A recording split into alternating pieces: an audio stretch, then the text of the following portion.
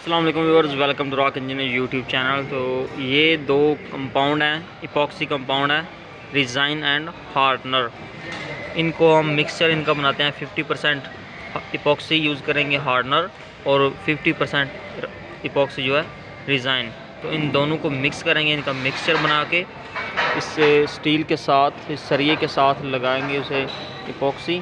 तो जहाँ पर हम जॉइंट बनाते हैं ब्रिक्स और कॉलम्स के दरमियान, तो वहाँ पर हम ये लगाते हैं। ठीक है, अभी मैं आपको चेक करवाता हूँ। तो ये देखिए, ये ब्रिक वर्क है और ये हमारे पास कॉलम है। तो इनके दरमियान एक जॉइंट प्रोवाइड करने के लिए हम ड्रिल करते हैं। 10 mm का ड्रिल किया और इसमें 10 mm का ही स्टील यूज़ किया। ठीक है, इसके इपॉक्सी की मदद से इसे इसमें लगा दिया। ठीक है, डिज़ाइन और हार्डनर 50-50% यूज़ करेंगे।